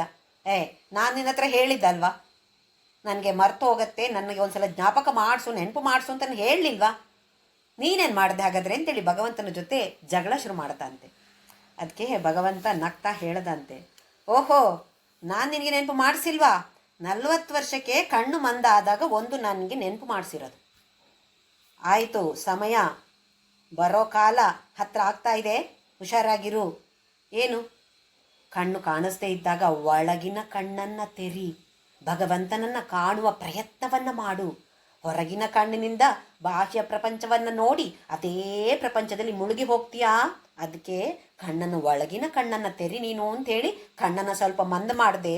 ನೀನು ಉತ್ತಮವಾದ ಒಳ್ಳೆ ಬಂಗಾರದ ಫ್ರೇಮ್ ಇರುವಂತಹ ಕನ್ನಡಕ ಹಾಕ್ಕೊಂಡು ಮತ್ತೆ ಬಾಹ್ಯ ಪ್ರಪಂಚವನ್ನು ನೋಡ್ತಾ ಇದ್ದೀಯಲ್ಲ ನೀನು. ಓಹೋ ಹೌದಾ, ಗೊತ್ತೇ ಆಗಲಿಲ್ಲ ನನಗೆ. ಇನ್ನೂ ಸ್ವಲ್ಪ ಮುಂದೆ ಹೋದಾಗ ಕೂದಲೆಲ್ಲ ಬೆಳ್ಳಗಾಯಿತು. ಏನದರ ಅರ್ಥ? ಕೋರಿಕೆಗಳು ಕೂಡ ಬದಲಾವಣೆ ಆಗಬೇಕು. ಅಧ್ಯಾತ್ಮದ ಕೋರಿಕೆ ಬಂತಾ ನಿಂಗೆ? ನೀನು ಚೆನ್ನಾಗಿ ಬಣ್ಣ ಹಚ್ಚಿಕೊಂಡು ಮತ್ತೆ ಅದನ್ನು ಕಪ್ಪು ಮಾಡಿಕೊಂಡು ಲೋಕದಲ್ಲಿ ತಿರುಗ್ತಾ ಇದ್ದೀಯಾ ಸಂತೋಷದಲ್ಲಿ. ನಾನೆಷ್ಟು ಚೆನ್ನಾಗಿ ಕಾಣಿಸ್ತಾ ಇದ್ದೇನೆ, ನನ್ನ ವಯಸ್ಸು ಯಾರಿಗೆ ಗೊತ್ತೇ ಆಗೋದಿಲ್ಲ ಅಂತೇಳೋ ಖುಷಿಯಲ್ಲಿ ಇದ್ದಲ್ವ ನೀನು. ಹೌದು ಹೌದು ಪರಮಾತ್ಮ ಅಂತ ಹೇಳ್ದಂತೆ. ಕಿವಿಯೂ ಕೇಳದಾಗ ಮಾಡಿದೆ. ಲೌಕಿಕ ಪ್ರಪಂಚದ ವಿಷಯ ಸಾಕು ಕೇಳಿದ್ದು. ನನ್ನ ನಾಮಸ್ಮರಣೆಯನ್ನು ಒಳಗೆ ಮಾಡ್ತಾ ಅದನ್ನು ಕೇಳು, ಒಳಗಿನಿಂದ ಕೇಳು ಅಂತ ಹೇಳುವ ಭಾವನೆಯಿಂದ ಹೀಗೆ ಮಾಡಿದೆ. ನೀನು ಚೆನ್ನಾಗಿ ENT ಸ್ಪೆಷಲಿಸ್ಟ್ ಹತ್ರ ಹೋಗಿ ಮತ್ತೆ ಅದಕ್ಕೆ ಬೇಕಾದ ಯಂತ್ರವನ್ನು ಹಾಕಿಕೊಂಡು ಕೇಳಕ್ಕೆ ಶುರು ಮಾಡಿದೆ. ಕಾಲು ಎಲ್ಲಿಗೂ ಹೋಗದೆ ಮನೆಯಲ್ಲಿ ಕೂತ್ಕೊಂಡು ನನ್ನ ಧ್ಯಾನ ಮಾಡು ಅಂತ ಹೇಳಿದೆ. ನೀನೇನು ಮಾಡಿದೆ? ವೀಲ್ ಚೇರ್ ತಗೊಂಡು ಮಾಲು ಸುತ್ತಿದೆ ನೀನು. ಅಯ್ಯೋ ಭಗವಂತ, ಸಾರಿ ಭಗವಂತ, ನನಗೆ ಗೊತ್ತೇ ಆಗಲಿಲ್ಲ. ನಾನು ಇನ್ನೊಂದು ಸಲ ಮನುಷ್ಯ ಆಗಿ ಹುಟ್ಟುತ್ತೇನೆ ಭಗವಂತ, ನನಗೆ ಅವಾಗ ಜ್ಞಾಪಕ ಮಾಡು ಭಗವಂತ ಹೇಳದಂತೆ. ಇದು ಎಲ್ಲರೂ ಹೀಗೆ, ನಿನ್ನ ಹಾಗೆ ಎಲ್ಲರೂ ಕೂಡ, ನೀನೊಬ್ಬನೇ ಅಲ್ಲ, ಎಲ್ಲರೂ ಕೂಡ ಇದೇ ಥರ ಹೇಳೋರು. ಆದರೆ ಯಾರೂ ನೆನಪು ಮಾಡೋದಿಲ್ಲ ನನ್ನನ್ನು. ಹಾಗಾಗಿ ಅವರು ಈ ಜನ್ಮ ಮತ್ತು ಮರಣ ಅಂತೇಳುವ ಚಕ್ರವ್ಯೂಹದಿಂದ ಹೊರಗಡೆ ಬರ್ತಾ ಇಲ್ಲ ಅಂಥೇಳಿ ಭಗವಂತ ತಿಳಿಸಿದಂತೆ. ಉತ್ತಮವಾದ ಕಥೆ ತಾನೆ. ನಮಗೂ ಕೂಡ ಎಚ್ಚರಿಸುವಂತಹ ಒಂದು ಕಥೆ ಇದು. 40, 50, 60, 70 ವರ್ಷ ಆದರೂ ಕೂಡ ಇನ್ನೂ ಕೂಡ ನಾವು ಲೌಕಿಕ ಪ್ರಪಂಚದಲ್ಲೇ ಮುಳುಗ್ತಾ ಇದ್ದೇವೆ ಅಂತ ಆದರೆ ಭಗವಂತ ನಮ್ಮನ್ನು ಎಚ್ಚರಿಸ್ತಾ ಇದ್ದಾನೆ. ಯಾವಾಗಲೂ ಎಚ್ಚರಿಸಿದ್ದಾನೆ, ಈಗಲೂ ಎಚ್ಚರಿಸೋದು, ಎಷ್ಟೋ ವರ್ಷಗಳ ಹಿಂದೆ ಎಚ್ಚರಿಸಿದ್ದಾನೆ. ಇನ್ನೂ ನಮಗೆ ಎಚ್ಚರಿಕೆ ಆಗಿಲ್ಲ ಅಂತ ಆದರೆ ನಮ್ಮ ಮೂರ್ಖತನ. ಮುಂದಿನ ಶ್ಲೋಕ 42. ಗಾಂಭೀರ್ಯಂ ಪರಿಕಾಪದಂ ಘನಧೃತಿ ಪ್ರಾಕಾರ ಉದ್ಯದ್ಗುಣಸ್ತೋಮಃ ಆಪ್ತಬಲಂ ಘನೇಂದ್ರಿಯಚಯೋ ದ್ವಾರಾಣಿ ದೇಹೇ ಸ್ಥಿತಃ ವಿದ್ಯಾವಸ್ತು ಸಮೃದ್ಧಿರಿತ್ಯಖಿಲ ಸಾಮಗ್ರಿ ಸಮೇತೆ ಸದಾ ದುರ್ಗಾತಿ ಪ್ರಿಯ ದೇವ ಮಾಮಕ ಮನೋ ದುರ್ಗೆ ನಿವಾಸಂ ಕುರು ಗಾಂಭೀರ್ಯಂ ಪರಿಖಾಪದಂ ಘನಧೃತಿಃ ಪ್ರಾಕಾರ ಉದ್ಯದ್ಗುಣಸ್ತೋಮಃ ಆಪ್ತಬಲಂ ಘನೇಂದ್ರಿಯಚಯೋ ದ್ವಾರಾಣಿ ದೇಹ ಸ್ಥಿತಃ ವಿದ್ಯಾವಸ್ತು ಸಮೃದ್ಧಿಃ ಇತ್ಯಖಿಲ ಸಾಮಗ್ರಿ ಸಮೇತೆ ಸದಾ ದುರ್ಗಾತಿ ಪ್ರಿಯ ದೇವ ಮಾಮಕ ಮನೋ ದುರ್ಗೆ ನಿವಾಸಂ ಕುರು. ಈ ಶ್ಲೋಕದಲ್ಲಿ ಆದಿಶಂಕರಾಚಾರ್ಯರು ನಮ್ಮ ಮನಸ್ಸನ್ನ ಒಂದು ಕೋಟೆ, ದುರ್ಗಾ ಅಂತ ಹೇಳ್ತೀವಿ, ಒಂದು ಭದ್ರವಾದ ಕೋಟೆಗೆ ಹೋಲಿಸ್ತಾ ಇದ್ದಾರೆ. ನೋಡಿ, ಒಂದೊಂದು ಶ್ಲೋಕದಲ್ಲಿ ಒಂದೊಂದು ಹೋಲಿಕೆ. ಗಾಂಭೀರ್ಯಂ, ಇಲ್ಲಿ ಗಾಂಭೀರ್ಯ ಅಂತ ಹೇಳಿದ್ರೆ ಆಳವಾದ ಪರಿಖಾ, ಒಂದು ಕಂದಕ ಅಂತ ಹೇಳ್ತೀವಿ ನಾವು. ನೋಡಿ, ಆಳವಾದ ಕಂದಕ. ಈ ಕೋಟೆಗಳಲ್ಲಿ ಮೊದಲು ರಾಜರು ಮಾಡ್ತಾ ಇದ್ರು, ಸುತ್ತಲೂ ಒಂದು ಆಳವಾದ ಕಂದಕ. ಯಾಕೆ? ಶತ್ರುಗಳು ಬಾರದೇ ಇರುವಂತೆ ಮಾಡೋದಕ್ಕೋಸ್ಕರ. ಘನಧೃತಿ ಪ್ರಾಕಾರ, ಅದರ ಕೋಟೆಯ ಗೋಡೆ, ದೊಡ್ಡ ಕೋಟೆ ಕಟ್ಟಿರ್ತಾರೆ. ಹೇಗಿದೆ? ಘನವಾಗಿದೆ. ಯಾವುದರದ್ದು ಈಗ ಗೋಡೆ? ಧೃತಿ, ಘನಧೃತಿ, ಧೈರ್ಯ, ಉತ್ತಮವಾದ ಧೈರ್ಯ ಅಂತ ಹೇಳುವ ಕೋಟೆ ಅಥವಾ ಕೋಟೆಯ ಗೋಡೆ. ಉದ್ಯದ್ಗುಣ ಸ್ತೋಮಃ ಆಪ್ತ ಬಲಂ, ಎಲ್ಲ ಗುಣ ಉತ್ತಮವಾದ, ಉದ್ಯದ್ಗುಣ ಅಂದರೆ ಶ್ರೇಷ್ಠವಾದ ಗುಣಗಳು. ಏನು? ಬಲ, ಆಪ್ತ ಬಲ. ಈಗ ಒಂದು ಸೇನೆ, ನಮ್ಮ ಜೊತೆ ಇರುವಂತಹ ಸೇನೆ.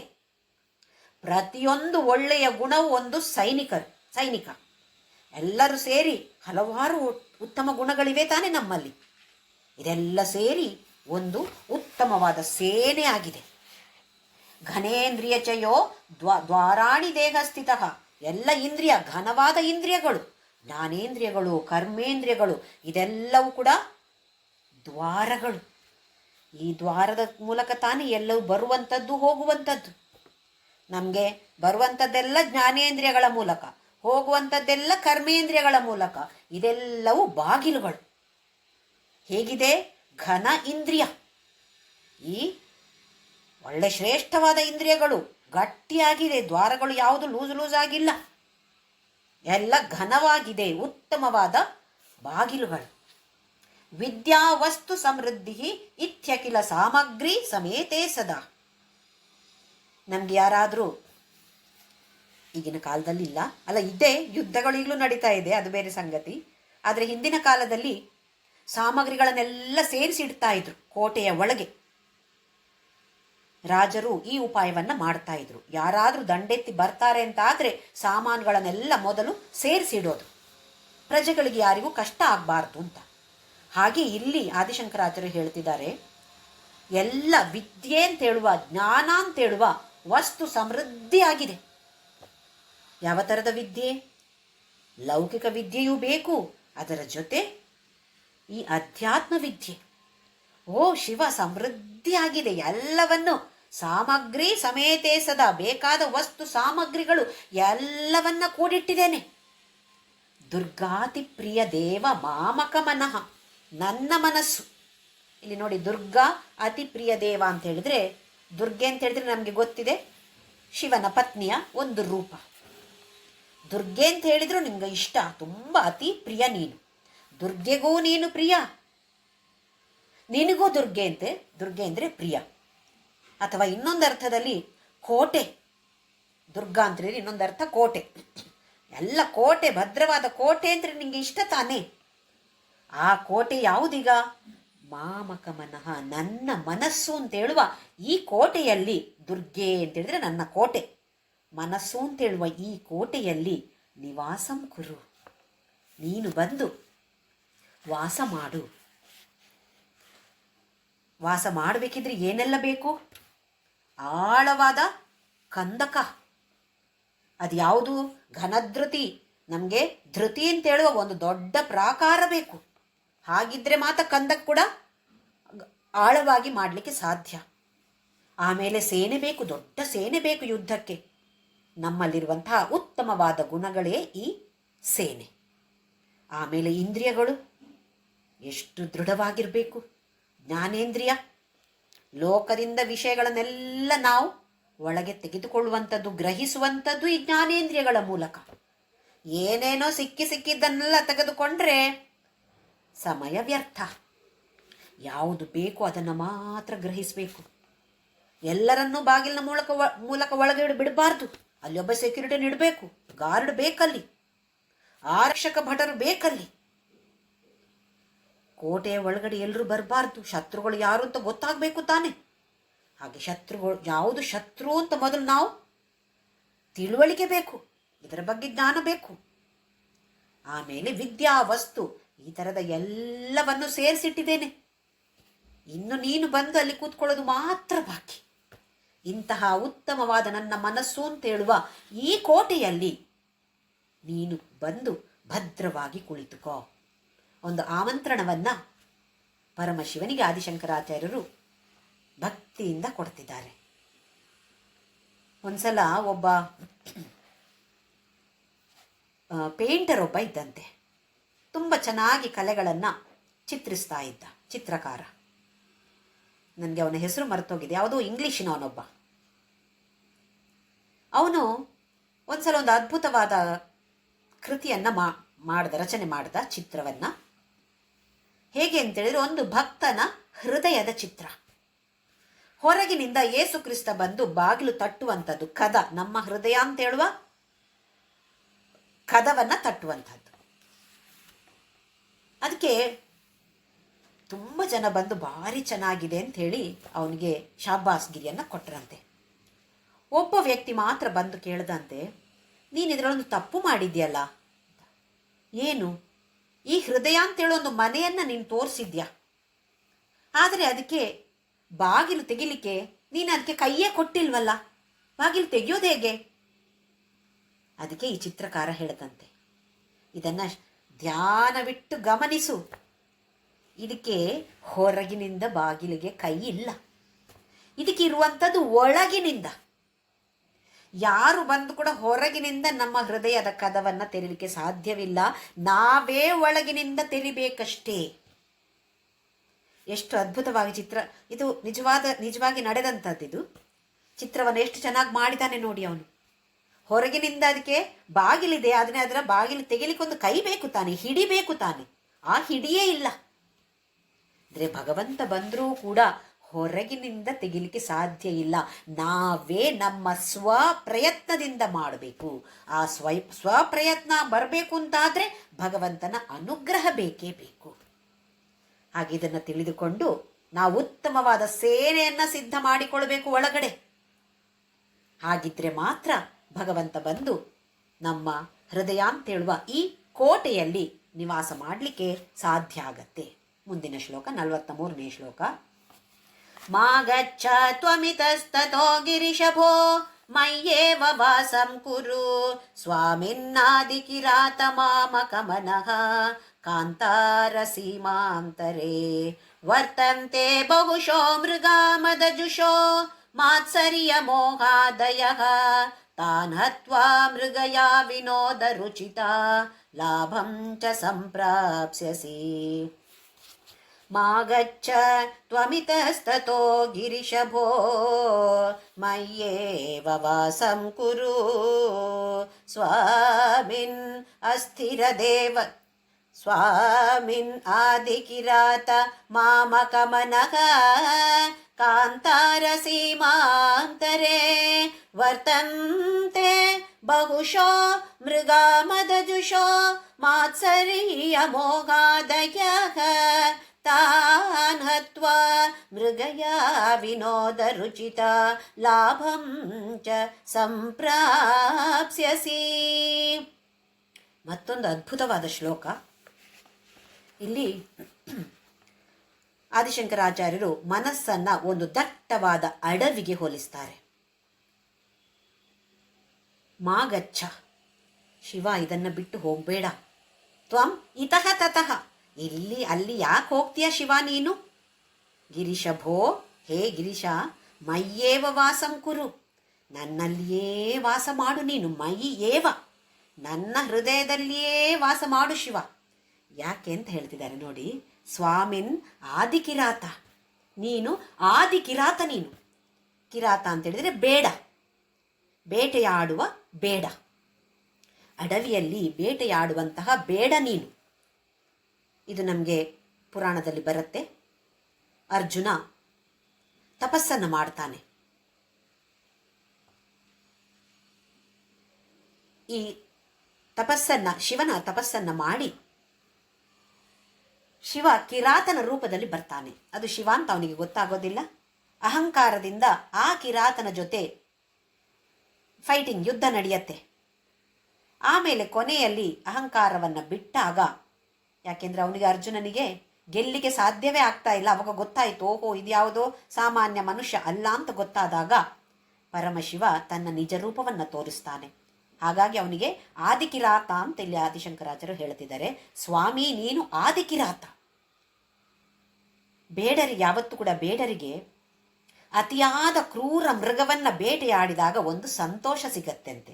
ಅದನ್ನು ಬೆನ್ನಟ್ಟಿಕೊಂಡು ಹೋಗಿ, ಕ್ರೂರವಾದ ಮೃಗವನ್ನು ಬೆನ್ನಟ್ಟಿಕೊಂಡು ಹೋಗಿ ಅದನ್ನು ಕೊಂದಾಗ ಒಂದು ತೃಪ್ತಿ. ಹಾಗೆ ಇಲ್ಲಿ ಆದಿಶಂಕರಾಚಾರ್ಯ ಹೇಳೋದು, ನೀನು ಆದಿಕಿರಾತ ತಾನೆ. ಮಾಮಕ ಮನಃ, ನನ್ನ ಮನಸ್ಸು ಒಂದು ಕಾಂತಾರ. ಕಾಂತಾರ ಅಂದರೆ ನಮ್ಗೆಲ್ರಿಗೂ ಗೊತ್ತಿದೆ, ಸಿನಿಮಾ ಇದೆ ಅಲ್ವಾ ಕಾಂತಾರ. ಏನು ಕಾಂತಾರ ಅಂದರೆ ದಟ್ಟವಾದ ಅಡವಿ.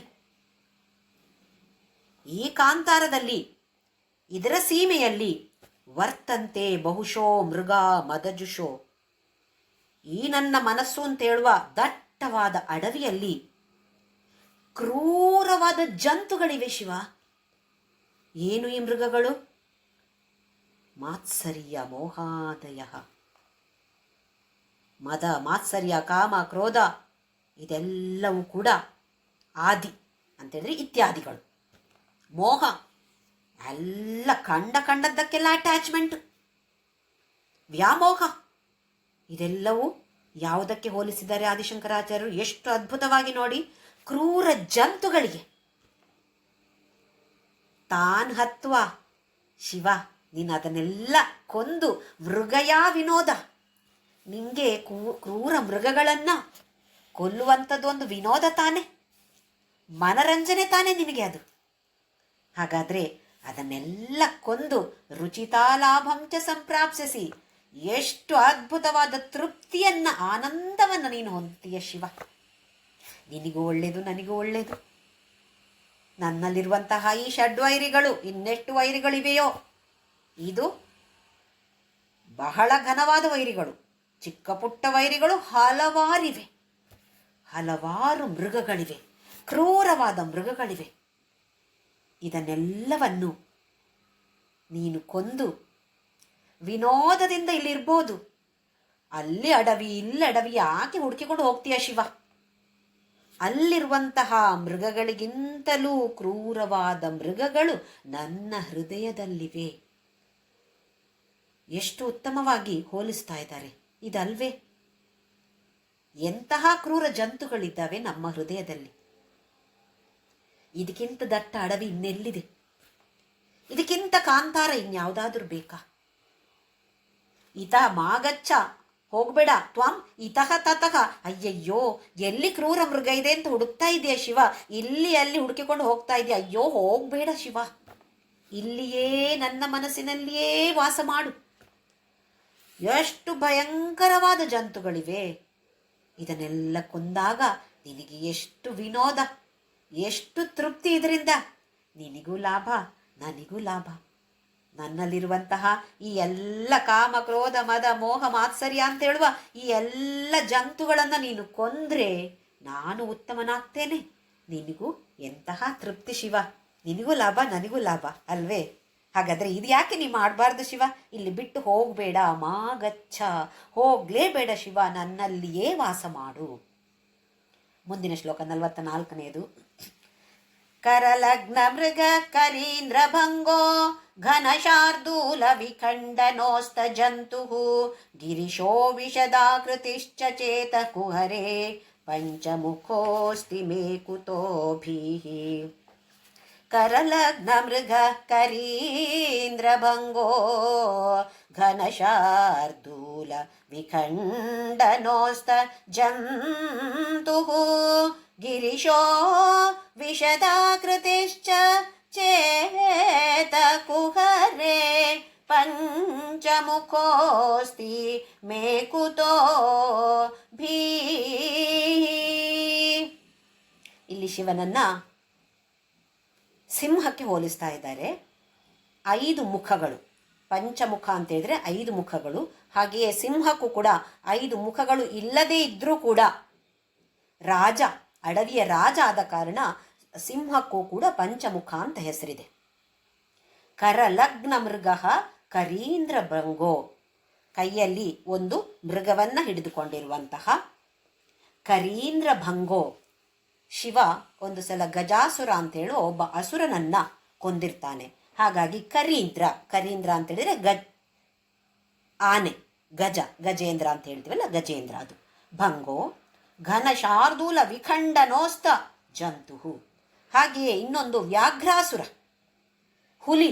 ಒಬ್ಬ ಅಸುರ ಹುಲಿಯ ರೂಪದಲ್ಲಿ ಬಂದಿರುವಾಗ ಶಿವ ಆ ಹುಲಿಯನ್ನ ಅಥವಾ ಆ ಅಸುರನನ್ನ, ವ್ಯಾಘ್ರಾಸುರನನ್ನ ಕೊಂದಿರ್ತಾನೆ.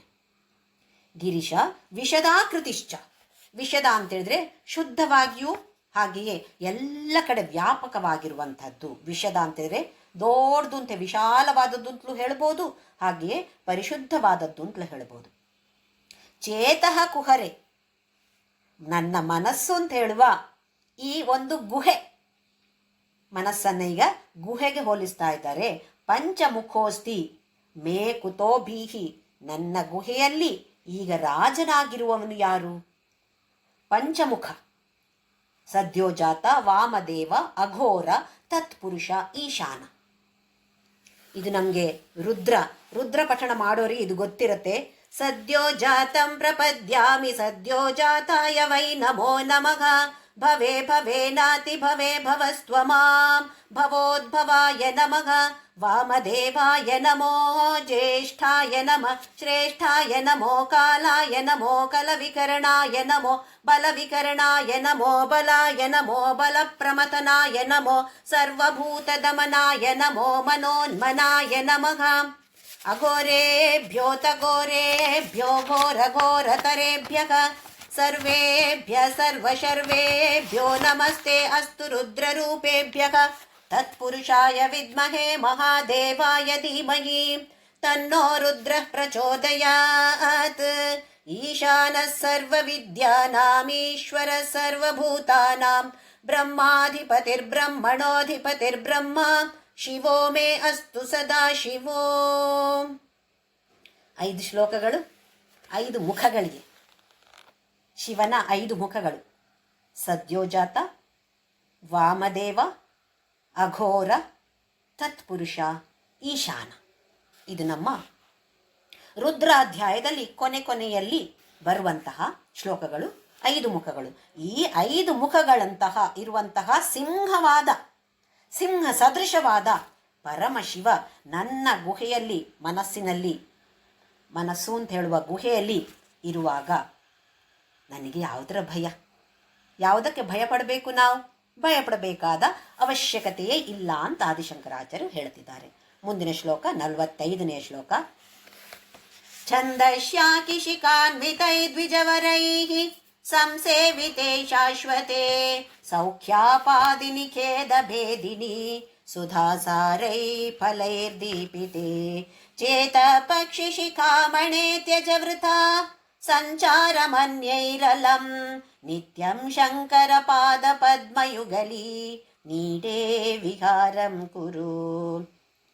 ಛಂದಶ್ಯಾಕಿಶಿಕಾನ್ವಿತೈ ದ್ವಿಜವರೈ ಸಂಸೇವಿತೆ ಶಾಶ್ವತೆ ಸೌಖ್ಯಾಪಾದಿನಿ ಖೇದಭೇದಿನಿ ಸುಧಾಸಾರೈ ಫಲೈರ್ದೀಪಿತೆ ಚೇತ ಪಕ್ಷಿ ಶಿಖಾಮಣೆ ತ್ಯಜವೃತ ಸಂಚಾರಮನ್ಯೈರಲಂ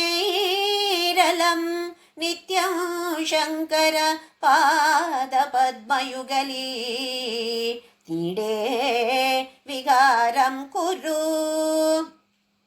ಇನ್ನೊಂದು ಅದ್ಭುತವಾದ ಶ್ಲೋಕ. ಇದರಲ್ಲಿ ಮನಸ್ಸನ್ನ ಒಂದು ಪಕ್ಷಿಗೆ ಹೋಲಿಸ್ತಾ ಇದ್ದಾರೆ.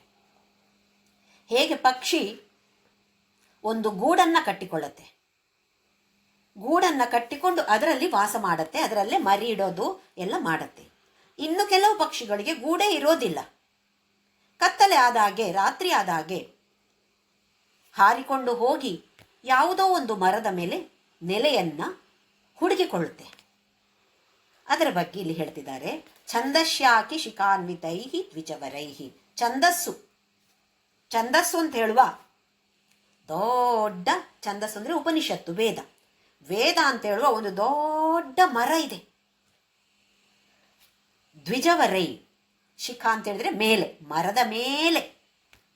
ಛಂದಸ್ಸಿನ ಅಥವಾ ವೇದದ ಅಥವಾ ಉಪನಿಷತ್ತು ಅಂತ ಹೇಳುವ ಒಂದು ದೊಡ್ಡ ಮರದ ತುತ್ತ ತುದಿಯಲ್ಲಿ ದ್ವಿಜವರೈಹಿ ಸಂಸೇವಿತೆ, ಅದರಲ್ಲಿ ಸೇರಿಕೊಂಡಿದ್ದಾರೆ ವಿಪ್ರಶ್ರೇಷ್ಠರು. ಇಲ್ಲಿ ವಿಪ್ರ ಬ್ರಾಹ್ಮಣ ಅಂತ ಹೇಳಿದ್ರೆ, ದ್ವಿಜ ಅಂತ ಹೇಳಿದ್ರೆ ಜಾತಿಯಿಂದ ಅಲ್ಲ, ಬ್ರಹ್ಮಜ್ಞಾನ ಪಡೆದುಕೊಂಡಿರುವವರು ಅಥವಾ ವೇದಾಧ್ಯಯನವನ್ನ ಮಾಡುವಂಥವರು. ಸಂಸೇವಿತೆ ಶಾಶ್ವತೆ, ಅಂತಹ ಉತ್ತಮರಿಂದ ಶಾಶ್ವತವಾದ ಸೇವೆ ಮಾಡಿಸಿಕೊಳ್ಳಿರುವಂತಹ. ಸೌಖ್ಯಾಪಾದಿನಿ, ಸೌಖ್ಯವನ್ನೇ ಕೊಡುವಂತಹ. ಖೇದ ಭೇದಿನಿ, ದುಃಖವನ್ನ ಖೇದವನ್ನ, ಭೇದ ಅಂದರೆ ನಾಶ ಮಾಡುವಂಥದ್ದು. ಸುಧಾಸಾರೈಹಿ ಫಲೈದೀಪಿತೆ, ಸುಖ ಅಮೃತ ರಸ, ಅಮೃತ ರಸ ಅಂತ ಹೇಳುವ ಉತ್ತಮವಾದ ಫಲ. ಫಲೈರ್ದೀಪಿತೆ, ಅದನ್ನ ನಮಗೆ ಕೊಡುವಂತಹ. ಚೇತಃ ಪಕ್ಷಿ ಶಿಖಾಮಣೆ, ಕೊಡುವಂತಹ ಶಂಕರ, ಅದು ಕೊನೆಯಲ್ಲಿ ಬರುತ್ತೆ. ಆಮೇಲೆ ಈಗ ಬರುವಂಥದ್ದು ಚೇತಃ ಪಕ್ಷಿ ಶಿಖಾಮಣೆ, ಪಕ್ಷಿಗಳಲ್ಲಿ ಶಿಖಾಮಣಿ ನನ್ನ ಮನಸ್ಸು. ಮನಸ್ಸು ಅಂತ ಹೇಳೋದು ಪಕ್ಷಿಗಳಲ್ಲಿ ಶ್ರೇಷ್ಠವಾಗಿದೆ. ಯಾಕೆ? ಇಷ್ಟೆಲ್ಲ ಶ್ಲೋಕಗಳ ಅರ್ಥ ಕಲ್ತುಕೊಂಡು ಗುಣಗಳನ್ನೆಲ್ಲ ಒಳಗೂಡಿಸಿಕೊಂಡಿಲ್ವೇ? ಶ್ರೇಷ್ಠವಾಗಿಲ್ವೇ ನಮ್ಮ ಮನಸ್ಸು? ಆಹಾ, ಪಕ್ಷಿ ಶಿಖಾಮಣಿ. ತ್ಯಜ ವೃಥಾ ಸಂಚಾರಂ ಅನ್ಯೈಹಿ, ಅಲ್ಲಿ ಇಲ್ಲಿ ಸಂಚಾರ ಮಾಡೋದು ನಿಲ್ಲಿಸು. ಯಾರಿಗೆ ಹೇಳೋದು? ಮನಸ್ಸು ಅಂತ ಹೇಳುವ ಪಕ್ಷಿಗೆ. ನಿತ್ಯಂ ಶಂಕರ ಪಾದ ಪದ್ಮ ಯುಗಲಿ. ನೀಡೆ, ಇಲ್ಲಿ ನೀಡೆ ಅಂತ ಹೇಳಿದ್ರೆ ನೀಡು ಅಂತ ಅರ್ಥ ಅಲ್ಲ. ಸಂಸ್ಕೃತದಲ್ಲಿ ನೀಡೆ ಅಂತ ಹೇಳಿದ್ರೆ ಗೂಡು. ಇಂತಹ ಗೂಡು ಯಾವುದು? ಗೂಡು ಯಾವುದೀಗ ನಮಗೆ? ಶಂಕರ ಪಾದ ಪದ್ಮ ಯುಗಲಿ. ಎಷ್ಟು ಚೆನ್ನಾಗಿದೆ ನೋಡಿ. ಶಂಕರನ ಕೋಮಲವಾದ ಪಾದಗಳೇ ನಮಗೆ ಗೂಡು. ಇಲ್ಲಿ ಹೋಗಿ ವಿಹಾರಂ ಕುರು. ನಮ್ಮ ಮನಸ್ಸು ಅಂತ ಹೇಳುವ ಪಕ್ಷಿಗೆ ಹೇಳ್ತಾ ಇರೋದು ಆದಿಶಂಕರಾಚಾರ್ಯರು. ಎಲ್ಲಿ ಹೋಗಿ ಕೂತ್ಕೋ? ಈ ಉಪನಿಷತ್ತು ಅಂತ ಹೇಳುವ ದೊಡ್ಡ ಮರದ ಮೇಲೆ ವೇದಾಧ್ಯಯನ ಮಾಡುವಂತಹ ವಿಪ್ರ ಶ್ರೇಷ್ಠರಿಂದ ಸೇವಿತಗೊಳ್ಳುವಂತಹ, ಸೌಖ್ಯವನ್ನೇ ಪಾಲಿಸುವಂತಹ, ದುಃಖವನ್ನೆಲ್ಲ ಓಡಿಸುವಂತಹ ಅಮೃತ ರಸ ಅಂತ ಹೇಳುವ ಫಲ, ಜ್ಞಾನವನ್ನ ಮೋಕ್ಷವನ್ನ ಕೊಡುವಂತಹ ಶಂಕರನ ಪಾದ ಪದ್ಮ ಇದೆ. ಉತ್ತಮವಾದ ಗೂಡನ್ನ ಅಲ್ಲಿ ಕಟ್ಟಿಕೊಂಡು ಅಲ್ಲಿ ವಿಹಾರವನ್ನ ಮಾಡು. ಊಹಿಸ್ಲಿಕ್ಕೂ ಸಾಧ್ಯ ಇಲ್ಲ ನಮಗೆ. ಶಂಕರನ ಪಾದ ಪದ್ಮ ಅಂತ ಹೇಳೋದೊಂದು ಗೂಡು. ಎಷ್ಟು ಅದ್ಭುತವಾದ ರಚನೆ ನೋಡಿ. ನಮಗೆ ಉತ್ತಮವಾದ ಉಪಾಯವನ್ನ ಆದಿಶಂಕರಾಚಾರ್ಯರು ತಿಳಿಸಿಕೊಡ್ತಾ ಇದ್ದಾರೆ. ಸುಲಭ ಉಪಾಯ. ವೇದ ಅಧ್ಯಯನ, ಉಪನಿಷತ್ತಿನ ಅಧ್ಯಯನ ಮಾಡೋದಕ್ಕೆ ಬರೋದಿಲ್ಲ ನನಗೆ, ಪರವಾಗಿಲ್ಲ. ಅದರಿಂದಲೇ ಬಂದಿರುವಂತಹ ಇತರ ಹಲವಾರು ಕೃತಿಗಳು, ಭಗವದ್ಗೀತೆ, ಈಗ ಶಿವಾನಂದ ಲಹರಿ ಯಾವುದೇ ಇರ್ಬೋದು, ಈ ಸ್ತೋತ್ರಗಳ ಸ್ವಲ್ಪವಾದರೂ ಪಠಣವನ್ನು ಮಾಡಿ ಅದರ ಜೊತೆ ಸ್ವಲ್ಪ ಅರ್ಥವನ್ನು ತಿಳಿದುಕೊಂಡು ಅರ್ಥದ ಮನನವನ್ನು ಮಾಡಿ ನಮ್ಮ ಜೀವನದಲ್ಲಿ ಅಳವಡಿಸಿಕೊಳ್ಬೇಡುವೆ ನಾವು? ಹೀಗೆ ಅಳವಡಿಸಿಕೊಂಡಾಗ ಆ ಶಂಕರನ ಕೋಮಲವಾದ ತಾವರಂತಹ ಇರುವ ಪಾದ ಪದ್ಮಗಳು ನಮಗೆ ವಾಸ ಮಾಡಲಿಕ್ಕೆ ಒಂದು ಗೂಡು ತಾನೆ. ಅಲ್ಲಿ ಇಲ್ಲಿ ತಿರುಗಾಡಬೇಡ, ಹುಡುಕಾಡಬೇಡ. ರಾತ್ರಿ ಆಯಿತು, ಕತ್ತಲೆ ಆಯಿತು, ಯಾವ ಮರ ಅಂತ ಹುಡುಕ್ತೀಯಾ? ಮನಸ್ಸಿಗೆ ಹೇಳುವಂಥದ್ದು, ಇದು ಶಿವನಿಗೆ ಹೇಳುವಂಥದ್ದಲ್ಲ, ಮನಸ್ಸಿಗೆ ಆದಿಶಂಕರಾಚಾರ್ಯರು ಹೇಳುತ್ತಾ ಇರೋದು, ಬೋಧನೆಯನ್ನು ಕೊಡ್ತಾ ಇದ್ದಾರೆ. ಉತ್ತಮವಾದ ಶಂಕರನ ಪಾದ ಪದ್ಮದಲ್ಲಿ ಗೂಡನ್ನ ಕಟ್ಟಿಕೊಂಡು ಅಲ್ಲಿ ವಿಹಾರವನ್ನು ಮಾಡಿ, ಅಲ್ಲಿ ಮಕ್ಕಳು ಮರಿ ಮೊಟ್ಟೆ ಏನು ಬೇಕು ಎಲ್ಲ ಮಾಡಿಕೋ. ಎಷ್ಟು ಅದ್ಭುತವಾಗಿದೆ ನೋಡಿ.